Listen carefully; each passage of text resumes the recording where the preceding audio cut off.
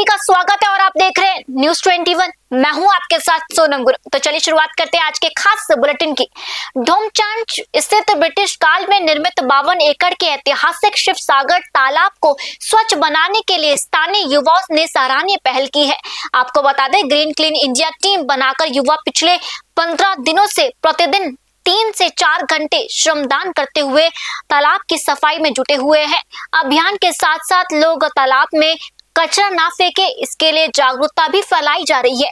Team के सदस्य मुकेश चंद्रवंशी ने बताया कि बिना किसी प्रशासनिक सहयोग के ये अभियान लगातार चलाया जा रहा है। वहीं राहुल राजा ने कहा कि पूरे तालाब की सफाई पूरी करने में 1 माह से अधिक समय लग सकता है। उन्होंने प्रशासन से तालाब परिसर में डस्टबिन लगाने और पर्याप्त प्रकाश व्यवस्था कराने की मांग की है ताकि भविष्य में तालाब स्वच्छ बना रहे। युवाओं के इस स्वच्छिक अभियान की ग्रामीणों, समाज सेवकों और स्थानीय लोगों ने सराहना करते हुए इसे पर्यावरण संरक्षण की प्रेरणादायक पहल बताया। कोडरमा से प्रभु कुमार राणा की रिपोर्ट। बढ़ते अगली खबर की ओर। नगर पालिका ने नवगत सीएमओ शैलेश अवस्थी ने पदभार संभालते ही शहर की सफाई व्यवस्था सुधारने के लिए सख्त कार्रवाई शुरू कर दी है। रविवार को उन्होंने वार्ड क्रमांक 15 और 17 बस स्टैंड, सब्जी मंडी तथा जिला अस्पताल क्षेत्र का औचक निरीक्षण कर स्वच्छता व्यवस्थाओं का जायजा लिया। बस स्टैंड के पास गंदगी मिलने पर नाराज सीएमओ ने संबंधित सफाई कर्मी का 3 दिन और मैच का 1 दिन का वेतन भी काटने का निर्देश दिया है। साथ ही स्वच्छता नियमों का पालन नहीं करने वाले दुकानदारों पर चालानी कार्रवाई भी कराई जाएगी। सीएमओ ने स्पष्ट कहा कि बस स्टैंड और रेलवे स्टेशन जैसे प्रमुख स्थानों पर किसी भी प्रकार की लापरवाही बर्दाश्त नहीं की जाएगी। उन्होंने आगे बताया कि पहले चरण में शहर की सफाई व्यवस्था को बेहतर बनाया जाएगा। इसके बाद अवैध अतिक्रमण हटाने का अभियान चलाया जाएगा। उन्होंने नागरिकों और व्यापारियों से डस्टबिन का उपयोग कर शहर को स्वच्छ और सुंदर बनाने में सहयोग की अपील की है। गुना से विनोद सोनी की रिपोर्ट। आज वार्ड नंबर 17 का भ्रमण था, क्योंकि पहला वार्ड मैंने इसलिए भी लिया कि बस स्टैंड इसमें है, सब्जी मंडी इसमें है और बहुत सारे हॉस्पिटल हैं, तो सफाई में निश्चित तौर पर सुधार की आवश्यकता है। हालांकि हमारे कर्मचारियों ने मेहनत की है। 3-4 दिन पहले की स्थिति की तुलना में काफ़ी सुधार पाया गया। कुछ स्पॉट थे जहां और अधिक कार्य करने की आवश्यकता है, जिसे हम लगातार करेंगे। जगह जगह गंदगी देखी जाती है, जज्जी बस स्टैंड हम मानते हैं, तो इसमें जगह जगह गंदगी है, इसमें अभी तक कुछ भी नहीं है। वहीं अतिक्रमण भी काफ़ी है जज्जी बस स्टैंड पर, जिससे काफ़ी विवाद होते देखते हैं वहाँ पर। मेरा आपसे आग्रह है कि बस स्टैंड एक बार जाके देखें आप, तो शायद आपको पिछली स्थिति में सुधार मिलेगा। क्योंकि मेरा मानना है कि बस स्टैंड, रेलवे स्टेशन ये शहर का चेहरा होता है, बाहर के लोग आते हैं, तो वहाँ पे हमारी सर्वोच्च प्राथमिकता है। बस स्टैंड में कुछ स्पॉट पे गंदगी पाई गई है, जिस पे हमने कार्रवाई भी की है। बढ़ते अगली खबर की ओर। जिले के भीमपुर विकास खंड की ग्राम पंचायत खुनखेड़ी के पोषित ग्राम कारिंदा स्थित शासकीय स्कूल की बदहाल स्थिति ने सरकारी व्यवस्थाओं पर सवाल खड़े कर दिए हैं। लगातार बारिश के कारण स्कूल भवन में घुटनों तक पानी भर गया, जबकि छत से लगातार पानी टपक रहा है। जल भराव और जर्जर भवन के बीच मासूम बच्चों को पढ़ाई करने के लिए मजबूर होना पड़ रहा है। स्थानीय लोगों का कहना है कि हर वर्ष बारिश में यही स्थिति बनती है, लेकिन शिक्षा विभाग, पंचायत और जिम्मेदार अधिकारियों ने अब तक कोई स्थायी समाधान नहीं किया। अभिभावकों का कहना है कि ऐसे हालात में बच्चों की सुरक्षा पर गंभीर खतरा मंडरा रहा है और किसी भी समय बड़ा हादसा हो सकता है। ग्रामीणों ने प्रशासन से स्कूल भवन की तत्काल मरम्मत, जल निकासी की समुचित व्यवस्था और सुरक्षित शिक्षा वातावरण सुनिश्चित करने की मांग की है। उनका कहना है कि बच्चों के भविष्य और सुरक्षा से जुड़ी इस समस्या का शीघ्र समाधान किया जाए। बैतूल से कमलाकर तावड़े की रिपोर्ट। बढ़ते अगली खबर की ओर। सरकार द्वारा मंदिर माफी की जमीनों की नीलामी की आदेश के विरोध में रविवार को भुजरिया तालाब स्थित लक्ष्मी नारायण मंदिर में मठ मंदिर पुजारी संघ की बैठक और पत्रकार वार्ता आयोजित की गई। इसमें जिले भर के पुजारी, संत और धर्माचार्य शामिल हुए। बैठक में वक्ताओं ने कहा कि मंदिरों की जमीनें प्राचीन दानदाताओं द्वारा पूजा पाठ, मंदिरों के रखरखाव और पुजारियों के भरण पोषण के लिए दान की गई है, इसलिए इन पर सरकार का अधिकार नहीं होना चाहिए। उन्होंने आगे कहा कि नीलामी का निर्णय धार्मिक आस्था और मंदिरों के अस्तित्व पर प्रतिकूल प्रभाव डाल सकता है। बैठक में निर्णय लिया गया कि विरोध स्वरूप गांव, ब्लॉक और तहसील स्तर पर जन जागरण अभियान चलाया जाएगा, जिसके बाद भोपाल में बड़ा धरना प्रदर्शन आयोजित किया जाएगा। पुजारियों ने मांग की है, यदि सरकार इन जमीनों पर अपना अधिकार मानती है तो पुजारियों को सरकारी कर्मचारी का दर्जा, वेतन और अन्य सुविधाएं भी प्रदान करनी चाहिए, अन्यथा प्रदेश व्यापी आंदोलन किया जाएगा। गुना से विनोद सोनी की रिपोर्ट। बढ़ते अगली खबर की ओर। शहर की बदहाल सड़कों को लेकर विधायक नरेंद्र भोंडेकर ने प्रशासन के खिलाफ आंदोलन करते हुए जल्द कार्रवाई की मांग की है। उन्होंने कहा कि बरसात के दौरान खुदी और जर्जर सड़कों के कारण आम लोगों को भारी परेशानियों का सामना करना पड़ रहा है। विशेषकर बुजुर्गों, महिलाएं, स्कूली बच्चे और दोपहिया वाहन चालक दुर्घटनाओं के खतरे के बीच आवागमन करने को मजबूर है। विधायक ने प्रशासन को 24 घंटे के भीतर सड़क मरम्मत का कार्य शुरू करने का अल्टीमेटम देते हुए कहा कि यदि समय सीमा में काम शुरू नहीं हुआ तो व्यापक जन आंदोलन भी किया जाएगा।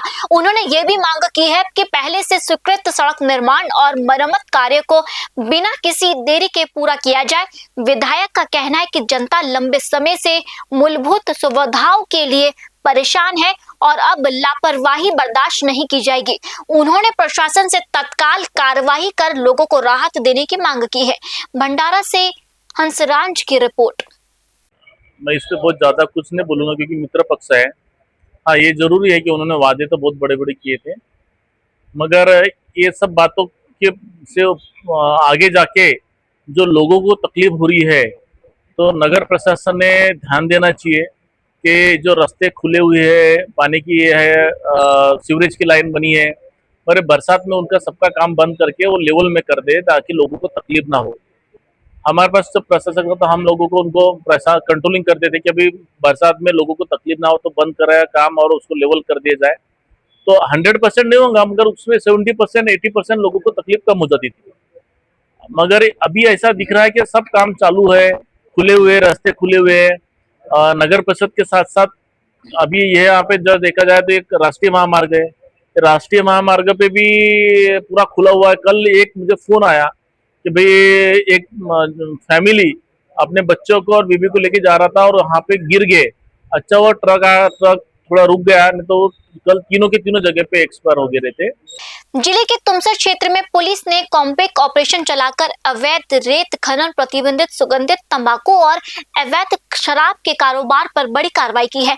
पुलिस के अनुसार अभियान के दौरान करीब 7,12,985 रुपए ये मूल्य का अवैध माल जब्त किया गया। कार्रवाई में अवैध रेत से भरा एक ट्रैक्टर ट्रॉली, प्रतिबंधित सुगंधित तंबाकू तथा करीब 10 लीटर महुआ शराब बरामद की गई। पुलिस ने संबंधित मामलों में आरोपियों के खिलाफ विभिन्न धाराओं के तहत कानूनी कार्रवाई शुरू कर दी है। अधिकारियों का कहना है कि जिले में अवैध कारोबार पर अंकुश लगाने के लिए लगातार कॉम्बैक्ट ऑपरेशन चलाए जा रहे हैं और भविष्य में ऐसी कार्रवाई जारी रहेगी। पुलिस ने स्पष्ट किया है कि कानून का उल्लंघन करने वालों के खिलाफ सख्त कदम उठाया जाएगा ताकि क्षेत्र में अवैध गतिविधियों पर प्रभावी नियंत्रण स्थापित किया जा सके। भंडारा से हंसराज की रिपोर्ट। बढ़ते अगली खबर की ओर। जिले के अड़ियाल थाना क्षेत्र के भावड़ गांव में 70 वर्षीय बुजुर्ग पर हुए कथित जानलेवा हमले के मामले में पीड़ित परिवार ने प्रेस कॉन्फ्रेंस कर निष्पक्ष जांच और आरोपियों पर सख्त कार्रवाई की मांग उठाई है। परिवार का आरोप है कि घर निर्माण को लेकर हुए विवाद के दौरान बुजुर्ग पर हमला किया गया। उनका कहना है कि घटना का वीडियो उपलब्ध होने के बावजूद अड़ियाल पुलिस ने अब तक आरोपियों के खिलाफ प्रभावी कार्रवाई नहीं की है। पीड़ित पक्ष ने यह भी आरोप लगाया कि पुलिस की ओर से उन पर मानसिक दबाव बनाया जा रहा है। परिवार ने वरिष्ठ पुलिस अधिकारियों से मामले की निष्पक्ष जांच कराने, दोषियों के खिलाफ तत्काल कानूनी कार्रवाई करने तथा पीड़ित परिवार की सुरक्षा सुनिश्चित करने की मांग की है। फिलहाल पुलिस की ओर से इन आरोपों पर कोई आधिकारिक प्रतिक्रिया सामने नहीं आई। मामले की जांच जारी है और आगे की कार्रवाई जांच के निष्कर्षों के आधार पर की जाएगी। भंडारा से हंसराज की रिपोर्ट।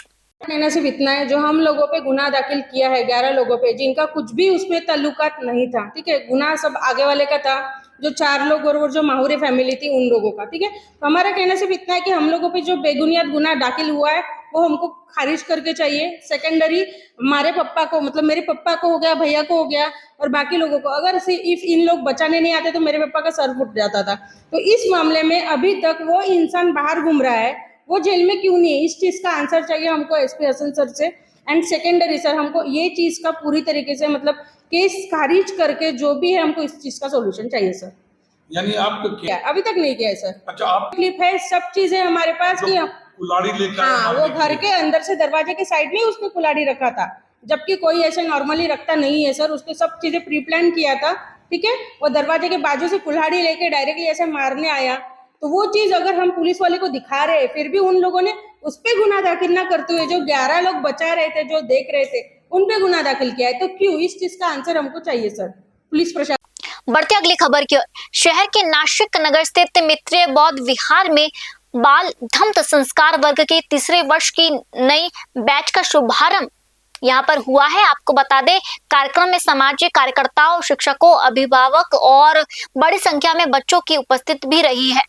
आयोजन की शुरुआत बुद्ध वंदना से हुई, जिसके बाद वक्ताओं ने बच्चों को भगवान बुद्ध और डॉक्टर बाबा साहब अम्बेडकर के विचारों पर चलने, अनुशासन, नैतिक मूल्यों और सामाजिक जागरूकता को जीवन में अपनाने का संदेश दिया। उन्होंने कहा कि ऐसे संस्कार वर्ग बच्चों के व्यक्तिगत विकास और बेहतर समाज निर्माण में महत्वपूर्ण भूमिका निभाते हैं। इस अवसर पर धम्म शिक्षा से जुड़े शिक्षकों का सम्मान भी किया जाएगा। कार्यक्रम के अंत में बच्चों को जलेबी, समोसा और डेयरी मिल्क चॉकलेट वितरित कर उनका उत्साह बढ़ाया गया।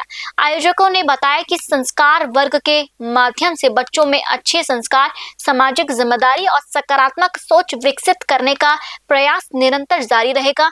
भंडारा से हंसराज की रिपोर्ट। बढ़ती अगली खबर की ओर। तिलक मांझी स्थित एक निजी होटल में Bihar Gramin bank employees and officers federation Bhagalpur इकाई का प्रथम त्रिवार्षिक सम्मेलन आयोजित किया गया। कार्यक्रम का शुभारंभ फेडरेशन के महासचिव मोहम्मद नदीम अख्तर और कुंदन राय ने संयुक्त रूप से दीप प्रज्वलित कर किया है। आपको बता दें, सम्मेलन में बड़ी संख्या में बैंक अधिकारी और कर्मचारियों ने भाग लिया। इस अवसर पर महासचिव मोहम्मद नदीम अख्तर ने कहा कि सम्मेलन का उद्देश्य पिछले 3 वर्षों के संगठनात्मक कार्य और उपलब्धियों की समीक्षा करने का है। उन्होंने बताया कि बैठक में संगठन को जमीनी स्तर पर और अधिक मजबूत बनाने, सदस्यता विस्तार, कर्मचारियों से जुड़े मुद्दों तथा भविष्य की कार्य योजना पर विस्तार से चर्चा की जाएगी। वक्ताओं ने कर्मचारियों से संगठन की एकजुटता बनाए रखने और बैंक कर्मियों के हितों की रक्षा के लिए सक्रिय भूमिका निभाने का आह्वान भी किया। सम्मेलन में संगठन की मजबूती और आगामी रणनीति को लेकर कई महत्वपूर्ण सुझाव भी सामने आए हैं। भागलपुर से हंसराज की रिपोर्ट। आज हम Bihar Gramin bank officer federation और एम्प्लॉयज़ फेडरेशन का आज यहाँ पे त्रैवार्षिक सम्मेलन है क्षेत्र का, इस भागलपुर क्षेत्र का। हम लोग हर 3 साल पे अपने कामों की समीक्षा और समस्या को लेके बैठते हैं और यहाँ सारी बात की समीक्षा होती है, नई कार्यकारिणी का गठन होता है और आगे फिर अपना इशू बना के हम लोग आगे बढ़ते हैं। तो ये संगठन का हमारा 3 स्टेज है। ये ग्रास रूट लेवल पर क्षेत्रीय संगठन, उसके ऊपर बैंक लेवल पे बिहार ग्रामीण बैंक लेवल पे, फिर अपर ऑल इंडिया लेवल पे। तो ज़मीन पे सबसे महत्वपूर्ण है क्षेत्रीय इकाई। जब ज़मीन पे मेरा जो संगठन ग्रास रूट तक जाएगा तो वही मजबूत संगठन होता है। तो आज हम लोग यहाँ पे समीक्षा करेंगे, सेक्रेटरी रिपोर्ट आएगा कि हमने इन 3 साल के बीच में ये जो कमेटी है उन्हें क्या क्या किया और उसका समालोचना भी होगा और उसके बाद आगे हमारा क्या लाइन ऑफ एक्शन है, हम आगे कौन कौन सा चीज़ पे आगे बढ़ेंगे, कौन चीज़ हम अचीव नहीं कर पाए, कौन चीज़ पेंडिंग है और संगठन में मजबूती आया कि कमजोरी आया। आज का कार्यक्रम हम लोग का क्षेत्रीय इकाई भागलपुर का Bihar Gramin bank employee and officer federation का यहाँ प्रथम त्रैवार्षिक अधिवेशन है। हम लोग यहाँ एकत्रित हुए हैं और इस अधिवेशन में हम लोग अधिक से अधिक अपना मेंबर लोग जुड़े हुए हैं और एक मैसेज देना चाहते हैं। इस बिहार लेवल पे भागलपुर का इतिहास रहा है यहाँ सबसे हमारी फेडरेशन एम्प्लॉय फेडरेशन की सबसे बड़ी यूनिट भागलपुर इकाई से रहती है। बढ़ती अगली खबर की ओर। बड़ी अंजनिया गांव में जमीन विवाद को लेकर तनाव गहरा गया।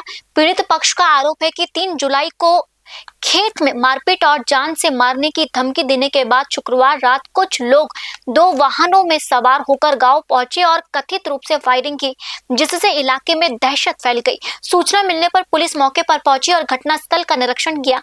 पीड़ित परिवार का कहना है कि वह पिछले करीब 60 वर्षों से संबंधित भूमि पर खेती कर रहा है और जमीन पर कब्जे के उद्देश्य से लगातार दबाव बनाया जा रहा है। परिवार का आरोपियों के खिलाफ बड़ी कार्रवाई और सुरक्षा की मांग की है। वहीं पुलिस का कहना है कि मामले की जांच की जा रही है और जांच में सामने आए तथ्यों के आधार पर लोगों की कार्रवाई की जाएगी। इस बीच स्थानीय विधायक भुवन चंद्र कपाड़ी ने कानून व्यवस्था और कथित भू माफिया गतिविधियों को लेकर सरकार पर सवाल उठाए। फिलहाल फायरिंग के आरोपों की आधिकारिक पुष्टि जांच पूरी होने के बाद हो सकेगी। खटीमा से अशोक सरकार की रिपोर्ट। अरे मैं खेत में था, खेत में अपना काम कर रहा था, तो मैं बगिया में आया बैठने के लिए, तो 2 गाड़ी में आए वो बंदे, तो आधे दूर तक गए, लौट के आए तो गाली गलने लग गए वो माँ बहन की। मैंने कहा इतना ही कहा मैंने कि तुम्हारी बाप की ज़मीन है जो ऐसा तुम बोल रहे हो। तो एक बंदा उतरे, वो उन्हें धड़ाधड़ लाठी चलाना शुरू कर दिया मेरे ऊपर। लाठी लेके आए थे? हाँ, हथियार के साथ थे पूरे। उन्हें सीधे मारना शुरू कर दिया मुझे, ना पूछा ना कचा करा। और क्या कहते हैं, इतनी चोट मारी कि मैं चल नहीं पा रहा हूँ और मेरा मांस फटा है जांघ का। मैं बहुत तकलीफ़ में हूँ इस समय। ये क्यों हुआ करके? ये ज़मीन के लफड़े में हुआ है। मुँह भापिया आए हैं, वो पैसों में आए बिके हुए। मतलब ये ज़मीन किसकी थी? ज़मीन हमारी है, 60 साल से हम जोत रहे हैं उसको। क्या हुआ?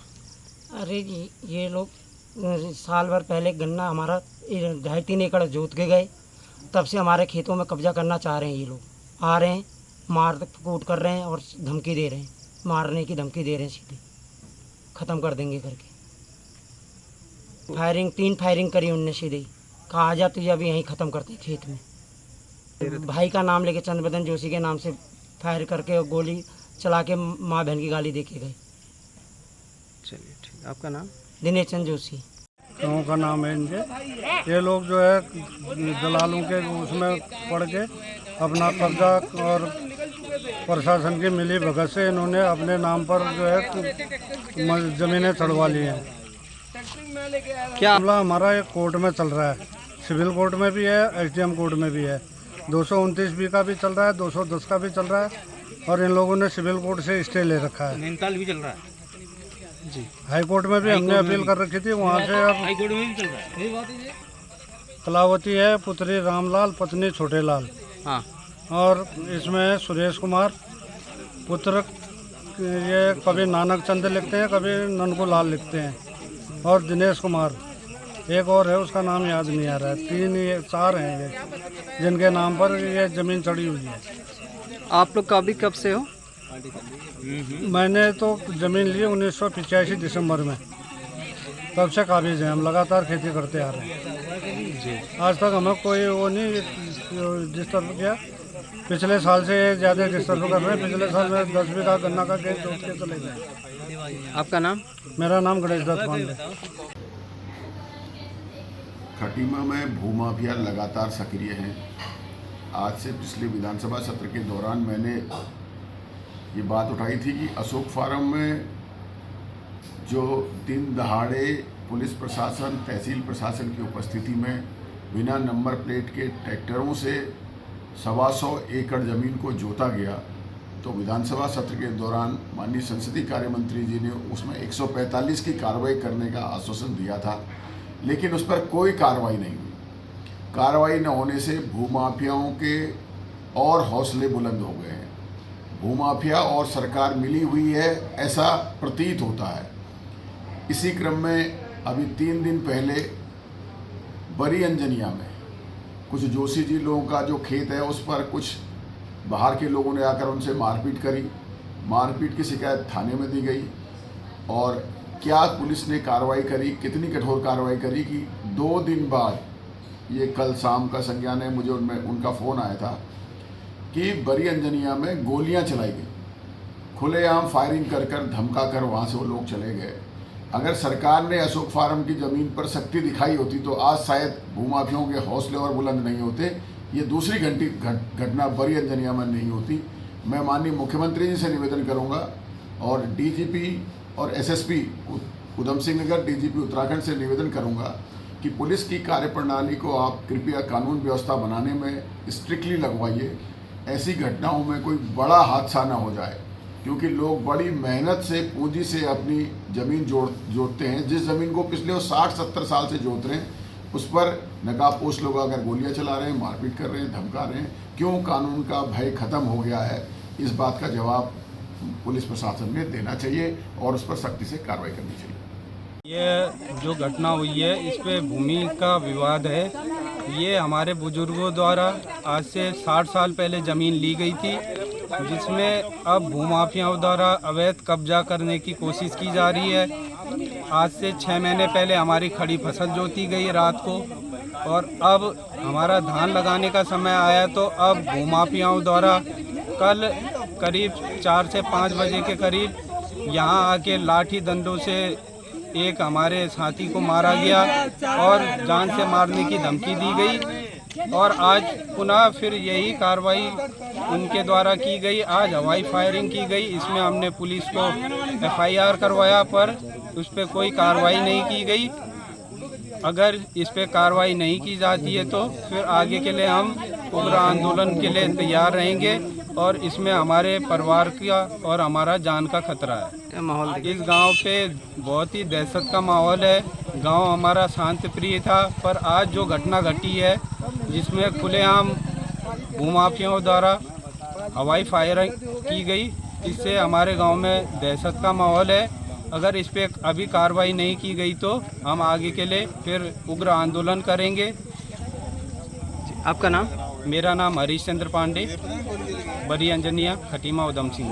बढ़ती अगली खबर की ओर। शहर सहित जिले भर में दिन भर झमाझम बारिश का दौर जारी रहा।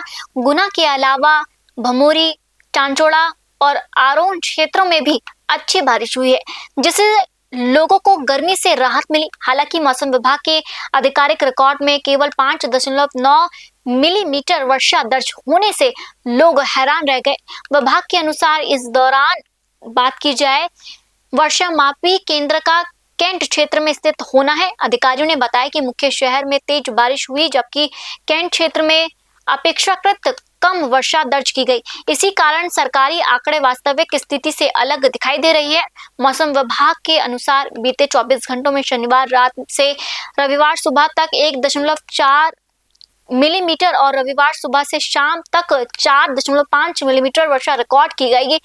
एक्सपर्ट्स का कहना है कि स्थानीय स्तर पर अलग अलग स्थानों पर चर्चा की तीव्रता में अंतर होना सामान्य बात है।